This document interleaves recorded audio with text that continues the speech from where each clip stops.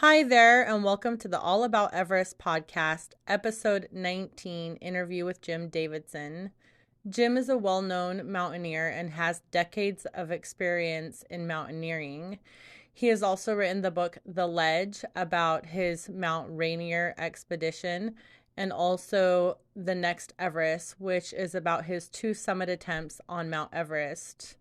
In his book, The Next Everest, he talks about when he was on Mount Everest during the 2015 avalanche at Base Camp and then his summit achievement in 2017. The Next Everest is one of my all-time favorite books, and I would say it's in my top 3 for books about Mount Everest. And I was so excited to have him on the show. So here we go. Before I get to my interview with Jim Davidson, just a quick update about Mount Everest. The climbing season is pretty much over. I think there might be one team left up there, but the weather window is quickly closing and there's supposed to be bad weather this week. Nimsday did complete a summit about 2 days ago without O's, and I understand that it's his second summit this year. Other than that, I don't have a lot for you. It was a really good season. There were only 2 fatalities, blessed be their memory, and hundreds of summits because of this fabulous weather window. And I know at the beginning of the season, there were some people that were kind of worried because the weather is not typical for this time of year, and especially a weather window that lasted over 2 weeks. So that's pretty impressive. I hope to get some of the climbers that summited this year or who were on the mountain on the podcast in the next couple of episodes. So for this episode, I interviewed Jim Davidson and I had such a good time. I really enjoyed his perspective about climbing Mount Everest and also his whole experience because in 2015, it was his first summit attempt, and what happened was that there was an avalanche in Everest Base Camp, which that year nobody summited because of this huge disaster. But he tried again and went back in 2017 and was able to reach the summit. His book, The Next Everest, is one of my all-time favorite books. And this month, through the 31st on Amazon, it's on sale for $2.99. It's an editor's pick. So that is a smoking deal. So if you don't have it already, it is one that you need to add to your library. And here we go for our interview. So I just want to welcome Jim Davidson to the podcast. Thank you so much for joining us today. My pleasure. So Jim wrote the book, The Next Everest, and also The Ledge, but he is really known for his mountaineering in general. How long have you been mountaineering for, Jim? I've been a climber for 40 years now, so it's getting up there, I guess. And what got you into mountaineering? Well, I was not much of a climber at all or an outdoorsy person. In fact, I wasn't much of an athlete at all when I was a kid. I was lousy at team sports and couldn't run the mile in high school at all. But I worked for my dad's painting company from a very young age. And he had an industrial painting company. And so I started climbing ladders and walking roofs by the time I was 12 years old. I could operate a man lift crane before I could drive a car. And so I started learning how to work off the ground in a small team doing an important but dangerous task of being up there.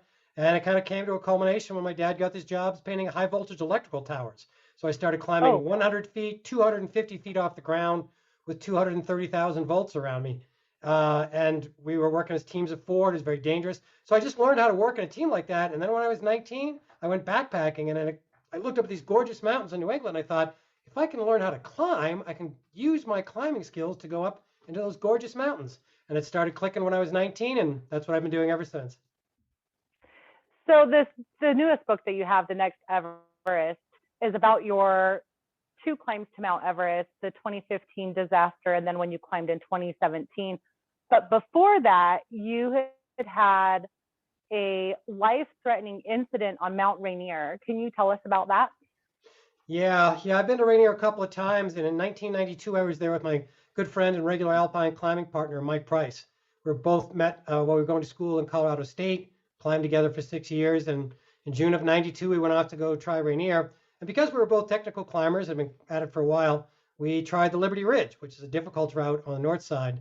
So after like 3.5 days of snow and steep ice and rock, we summited on June 21st, 1992, sunniest day of the year, first day of summer. But sadly, on the way down, as we were descending a much easier route on the Emmons Glacier, the kind of the northeast glacier, there was a hidden crevasse underneath a snow bridge.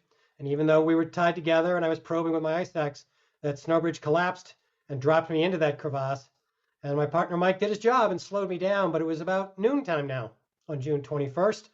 And what happened was the snow was super soft. Mike dug in, but he couldn't stop me. And unfortunately, he got pulled over the lip of the crevasse, and the two of us tied together went all the way to the bottom of the crevasse. And what did you learn from that experience that you used towards both of your summit attempts on Everest? Let's start with 2015. Yeah, sadly what happened was I survived the accident on Mount Rainier, but my partner Mike was critically injured and passed away down inside the crevasse. So eventually I struggled really hard to get up that climbing wall by myself, doing solo aid climbing with ice screws and self-belaying and a lot of tricks that I'd never had to use before. And so when I first climbed out of there, I wasn't sure I wanted to climb again, but it took years, and slowly I did a little bit of, backpacking, a little bit of easy rock climbing, easy ice, and I got back to it. So eventually I went back to expedition climbing, and by the time I went to Everest in 2015, I could look back at this 1992 accident. It was still terrible to have lost my friend and partner, and it still traumatized me pretty good.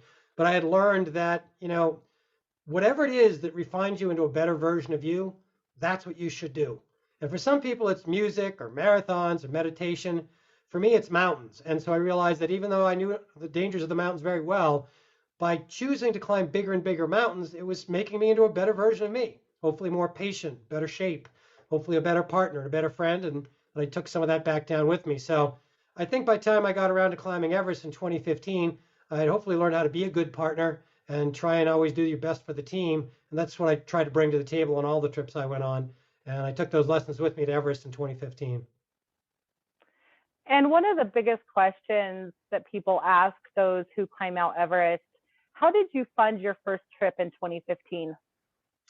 The good old-fashioned way. I worked and saved. I came from a family, a blue-collar family. My dad was a painter. He owned the company, but he was a house painter essentially.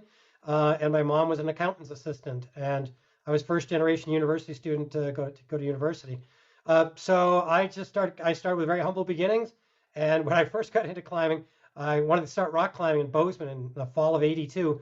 And I couldn't afford to buy the most basic rock climbing gear. So I bought every other piece of gear, every other hex chalk, just so I'd have some chance of climbing. That probably added up to like $80, and it was a big investment for me. So I started pretty humble beginning. So I just tried to save my money, and I had a good career. Eventually I became a geologist, and I was a consultant as an environmental geologist. So, I made a good living, but the main point was to live below my means and save my money, not so much to buy things as to have experiences. And so that's something that I've done, and my wife of 32 years have always done. So I just saved my money. I got a little sponsorship from my long-term boot sponsor of Loa Boots, but the vast majority of it was just working and saving for the things that I thought were most important in life, which is climbing the mountains and having these experiences. And when did you first decide that you wanted to climb Mount Everest? When did you make that decision? Well, I had it as a distant dream when I was a kid, 10 years old. I was reading polar exploration books, and my dad said, "Hey, next time you go to the Concord Library in Concord, Mass., where we lived," he said, "the next shelf over's got mountaineering books. You should check those out too."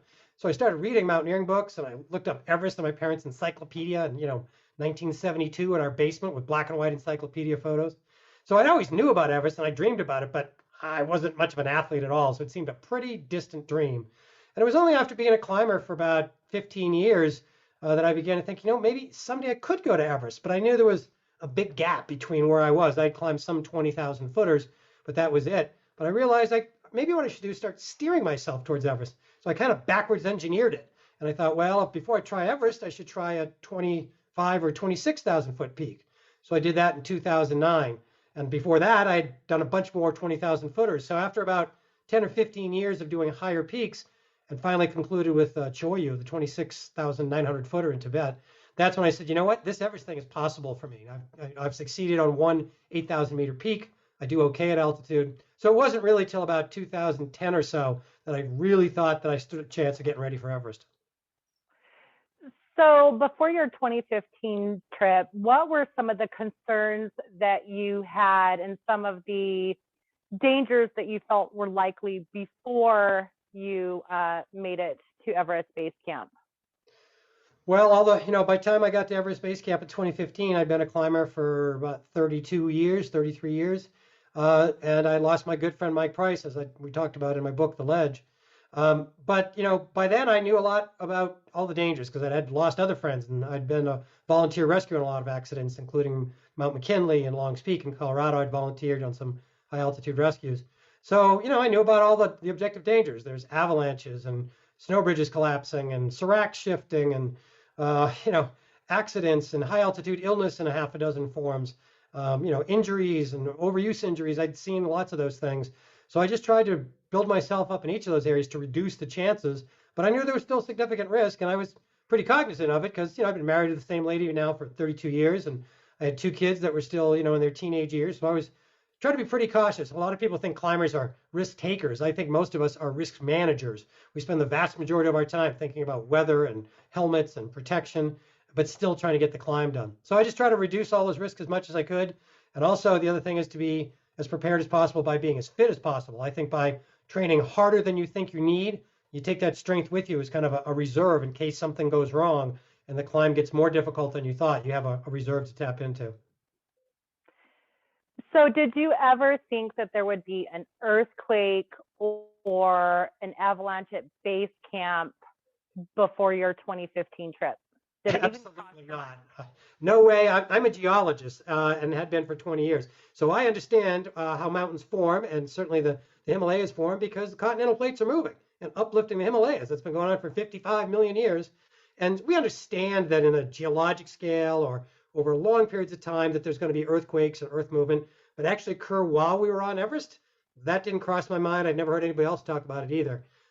People are only on Everest about 2.5 months in the spring. So we're not there 3/4 of the year. We're only there 25% of the time. So the intersection of having people high on Everest, and I was at Camp 1 at 19,800 feet, with a major earthquake, and not just any old earthquake. It was the biggest earthquake to hit Nepal in 81 years. It was 7.8 magnitude, and that's a pretty big quake with major damage. So no, I never heard anybody talk about earthquakes on the high mountains, and I didn't see it coming either. So talk to me about what happened in 2015. Where were you when the earthquake occurred, and kind of walk us through that? Sure. We had done our slow approach up the Khumbu Valley, approaching Everest. We had done some smaller peaks to get used to the altitude of 18,000 feet and 20,000 feet on Lobuche East, which is a kind of a standard climatization peak. And we've been in base camp for, probably about 10 days, getting used to the altitude. We'd made some short runs partway to Camp 1 to get used to the ice fall and all the crazy technicality in there where all the ice blocks shift and fall down as the glacier slowly tumbles downhill. So by the time April 25th came, we were on the move. We had moved from base camp at 17,500 feet up to Camp 1 at 19,800 feet. It was early in the season, so there were some other climbers from other teams above us up at Camp 2 at about 21,500 feet. But it's still early in the season, so nobody was on the upper third of the mountain. We got to Camp 1 at mid-morning on April 25th, 2015. Took a little snooze because we've been up since midnight because you basically climbed through the ice fall in the nighttime. And at 11:56 a.m. Nepal Standard Time, we heard an avalanche start coming down one wall, which is 3,000 vertical feet. That didn't freak me and my tent mate out very much. My friend Bart, we hear him all the time. Everybody hears him almost every day. But then a second avalanche started on an opposite slope. And as a geologist, I've studied avalanches, and I thought, two avalanches at the same time on opposite slopes? That's not right. Something's wrong. And all of a sudden, the tent shot up into the air. That's when the first waves of the earthquake were rippling through the Khumbu Glacier and lifting up the entire glacier. It's 3 miles long and 1,000 feet thick and a mile wide. And the whole body of ice was going up and down like swells on the ocean. And that's when we knew it was an earthquake. And so after you found out that it was an earthquake, and according to your book, you were kind of in survival mode. And you had just mentioned that you're a risk manager, that's kind of like the mountaineering mindset. So once you realized what was going on, you had mentioned in your book that you decided to put on your GoPro, everything else, and to chronicle this just in case you didn't make it, so there was some type of record. So kind of walk me through those next steps, and what you were thinking. Yeah, you're right. As I described in the Next Everest, I did a couple things when the avalanches started coming down. I yelled to Bart, get out of the tent," because my avalanche training had taught me that we don't want to be in the tent when the avalanches hit, because the tent will act like a sail or a sea anchor and drag us underneath the wave of piling debris. If we're outside, we stand a decent chance of being able to try and swim on top of it. So really, in that moment of crisis, what you're really trying to do is just even slightly increase your chance of survival and the chances of survival of the people around you. And so the most important thing was I put my hat on because I might get buried and need to stay warm. I grabbed my avalanche transceiver and I turned it on. And it takes about 5 or 6 seconds for that transceiver to kick in as the electronics warm up.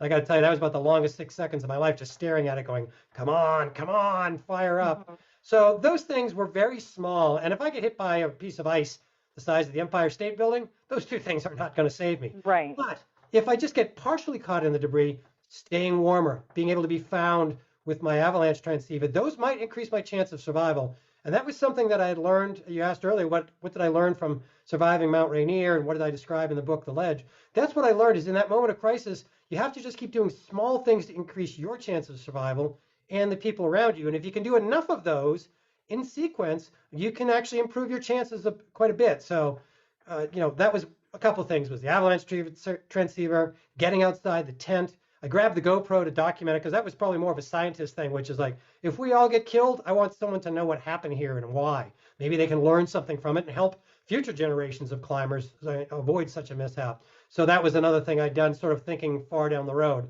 But I got to tell you, when I ran out of the tent, hearing those avalanches coming, I didn't really think we're going to survive. I thought we're all going to be buried the next minute or two. And when did you realize that you were going to be okay? It took it took about 4 or 5 minutes. Go ahead with your question, please. When did you realize that it was Everest Base Camp that got hit the worst? Yeah, it took about 4 or 5 minutes to realize that I and my teammates around me at Camp 1 were going to survive, because the avalanches came down and the wind blew because the avalanches were coming right at us, and the avalanches were bulldozing air out of the way. So we had wind blowing like crazy from both sides, ice debris coming out of the air, the waves of the earthquake rippling through the glacier. But one by one, each of those things settled down. I had my GoPro running, like you said. So after about 3.5 minutes of runtime, plus a minute before I turned the GoPro on, after about 4 or 5 minutes, it got quiet. The wind stopped, the falling ice debris and ice dust stopped, and I realized, wow, I survived. Yelled to my friend Bart that was in another tent by then. And within 5 minutes after the quake, we realized we'd survived. Then we called down to base camp. That probably took another 10 minutes or so. That's when we found out that base camp had had an even worse disaster. They had been hit by a different avalanche, which I think you described in a previous podcast, that came down off of Prumo Ri, and it was containing not just snow and ice and wind, but rocks, lots and lots of rocks. And those rocks acted like cannon fire, went right through the middle of base camp. So it's probably over the course of about a half an hour until we realized something bad had happened in base camp, but several hours until the base camp teams, the rescue teams, had figured out how bad it was. And that's when we found out that 18 people had been killed instantly, making it the deadliest day ever on Mount Everest. Was anyone killed at Camp 1 or Camp 2, or was it just at Everest Base Camp? Nobody was killed or even seriously hurt at Camp 1 or 2. There was somebody who had a heart problem the next day, and a few people who had altitude sickness that were evacuated by helicopter out of Camp 2. But those were sort of side incidents, but not actually the impact. People were only killed in base camp. About 18 killed that first day, and a 19th person died later. There were some counts that went up as high as 22 or 24. As I described in the Next Everest, I dug really deep into that, cross-correlating with lots of different lists and names and everything. And I'm pretty convinced that it was 19 people that died in base camp. There was a false report during the fog of the disaster that the day after the earthquake, 3 other Sherpas were killed going back up, trying to recreate the route back to the ice fall. But that turned out to be a false rumor, and I verified that was false. So I think it was 19 killed overall, in base camp, including someone who died in the hospital about 5 days later. And there were also about 70 people wounded in base camp, and they got flown out of base camp a day after the quake. Yeah, I've noticed that number, depending on where you look, it kind of fluctuates, but it usually sits about 18 or 19. How long were you stuck at Camp 1? We were stuck there just about 44 hours. The first day we knew we had to sit tight. We figured there was no way through the ice fall because the Khumbu ice fall is moving an average of 3 feet per day, and all these ice blocks collapse and twist and turn and drop on each other. Well, that's what happens on a normal day. And after a 7.8 magnitude earthquake, we figured that our fixed lines and our ladders that the ice fall doctors had put in were probably gone, but we didn't verify that until 24 hours after the quake. One senior Sherpa and two guides went down and came back up and said, yep, the ropes and ladders are gone. We are stuck here at Camp 1. And the helicopters that were available moved the wounded out of base camp that first day after the quake. It was the second day after the quake when they still had some helicopter capacity. They said, you know what, let's try and get everybody at Camp 1 and 2 on these choppers. And so we were stuck up there for about 44 hours, and it was in basically one long day, an incredible cooperation plan among all the expeditions and the pilots and everybody on the ground. We managed to get everybody out of Camp 1 and Camp 2 back to the base of the mountain about 2 days after the quake. So after everything that happened in 2015, why did you decide to go back in 2017? What was your drive this time? Yeah, that's a good question. That's something I thought about for long and hard for the entire year.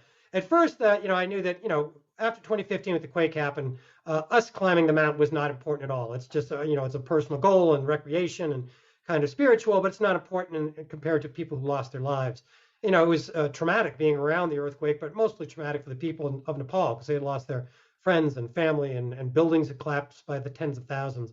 So when I first got home, I spent the first couple of months just focusing on speaking at fundraisers and trying to get on the media and saying, please don't forget Nepal. Let's raise money to rebuild Nepal. So that's what I did for a couple of months. And then in 2016, I was wondering, Nepal really needs tourists and trekkers and climbers like myself to spend our money, but can they really handle us? Their infrastructure had been really wrecked in 2015.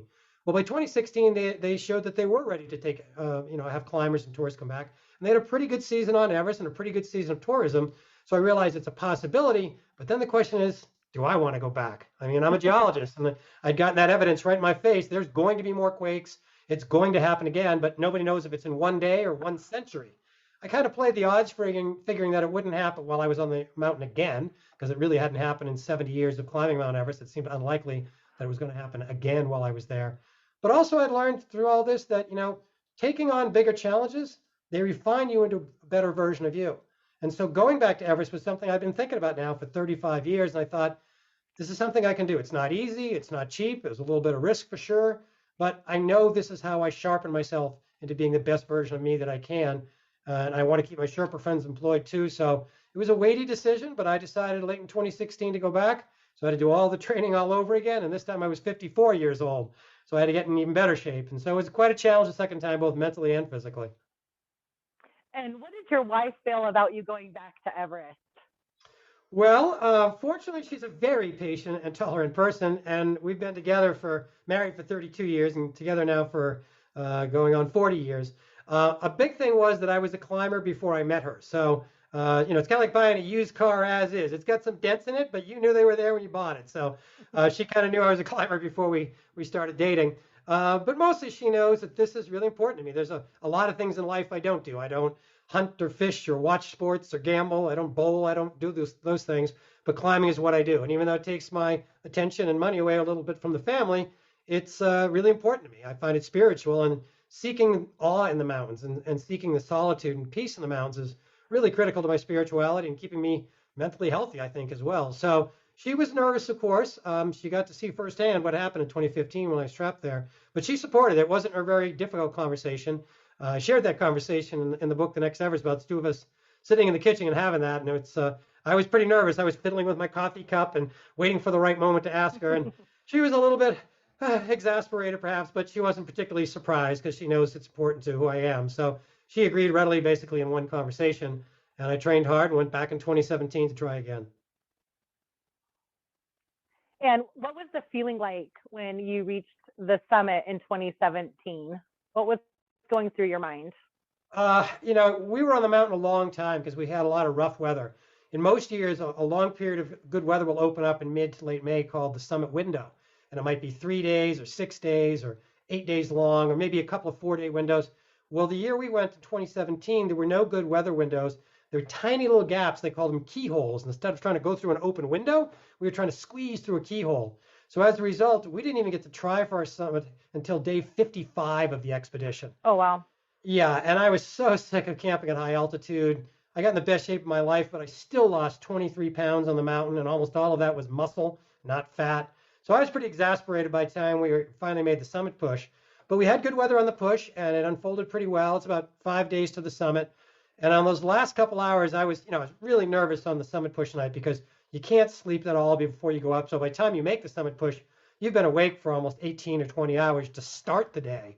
I think it was 36 hours before I finally got to sleep after the summit push. I was nervous about all the things you might expect. Will my oxygen run out? Will I get altitude sick? Are we going to get wind or bad weather or frostbite? But as each of those kind of fell behind us as the night unfolded, and after about 7 hours, we were within an hour of the summit, and I thought, unless the weather magically goes bad or I suddenly have cerebral edema in my brain from the altitude, we're really going to make it. And I started to feel the sense of weight coming off my shoulders. And when I got to the summit, there was no big feeling of having conquered anything. I felt very, very small because you're on this narrow ridge and there's a drop off at a steep angle, not dead vertical, but very steep, 8,000 vertical feet back into Nepal. And on the right-hand side, it's 11,000 vertical feet back into Tibet on the east side of the mountain. And you're this little tiny speck surrounded by stars. So I felt very humble. I felt very fortunate to be there, knowing that so many people had taught me so much and been supportive to help me get that far. So I just felt like I was the lucky guy who got to step on home plate on behalf of a lot of people who had put a lot into helping me become the person I was and help me become the climber that I was and to put me there.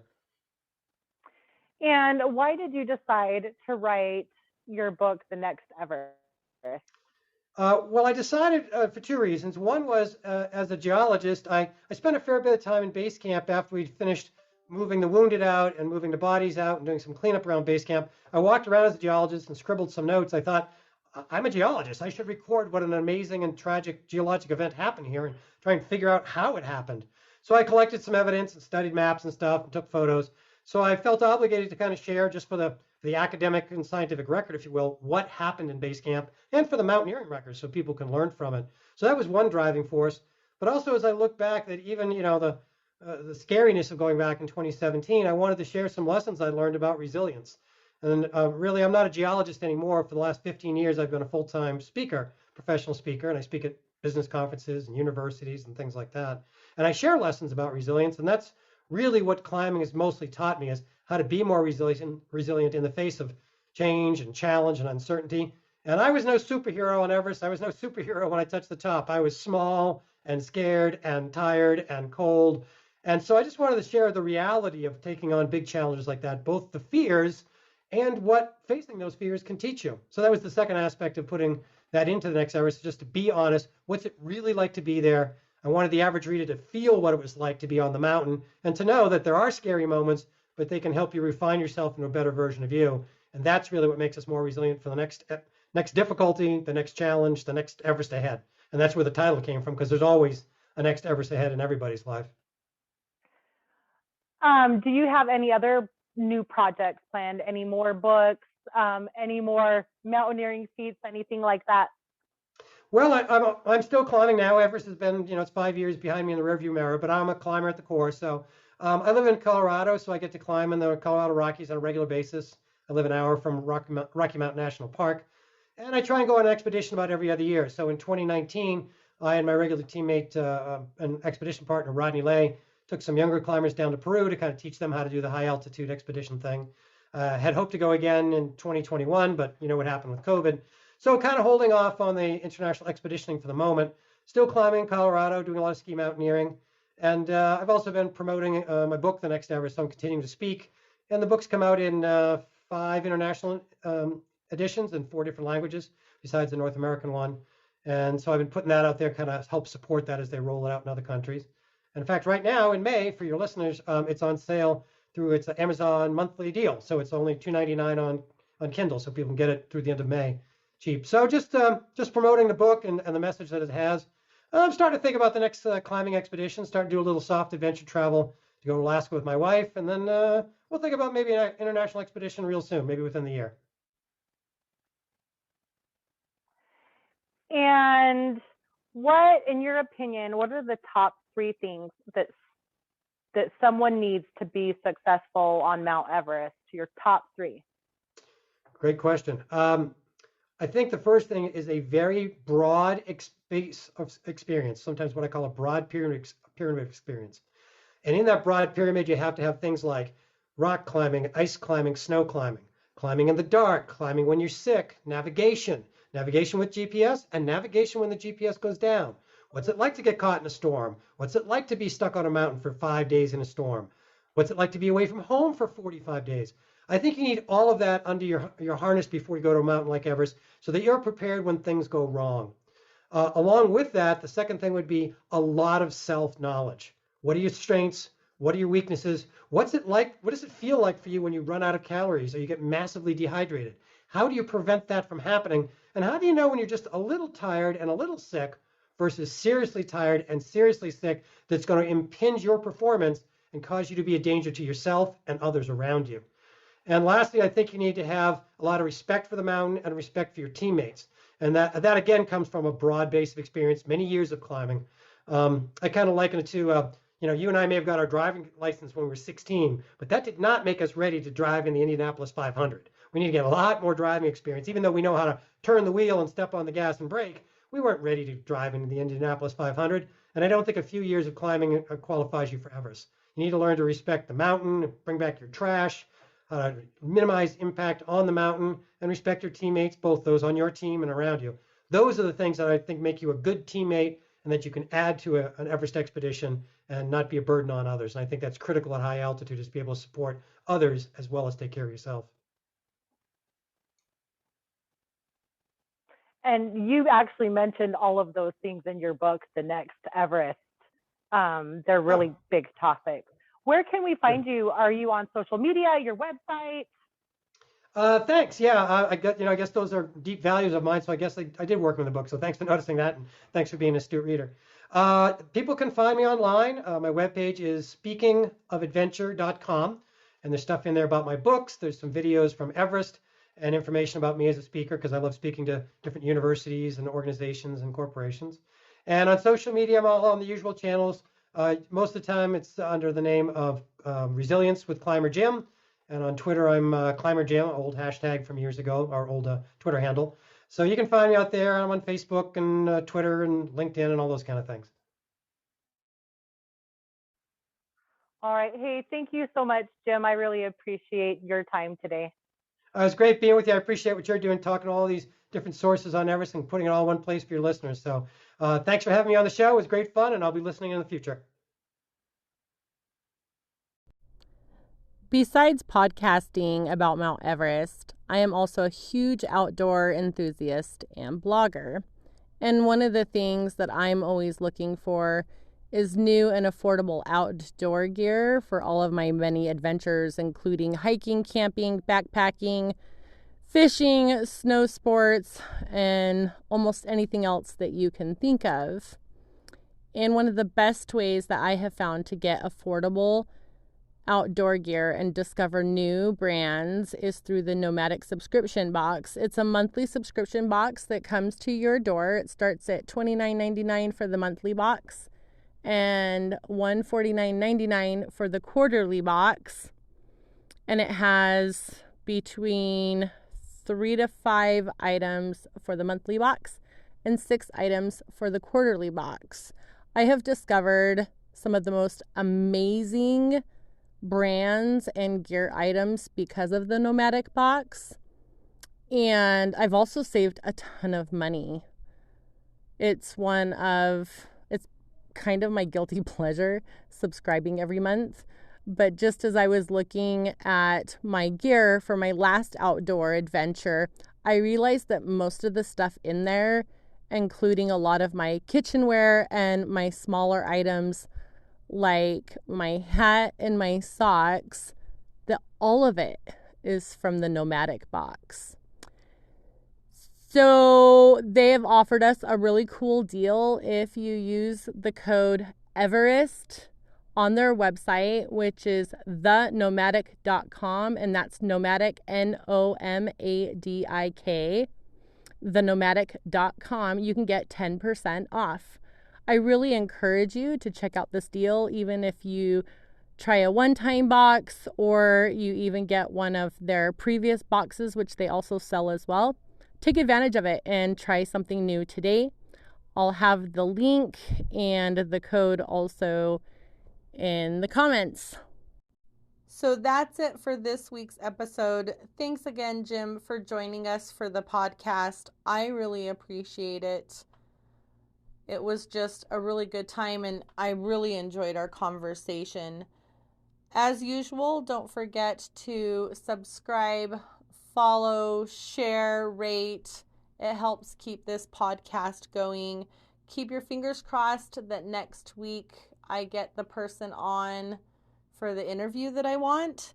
And I'm really hoping that this one will happen because it is someone that I really admire. I enjoy their story and I love their community that they've created. So that's it for today. See you next week.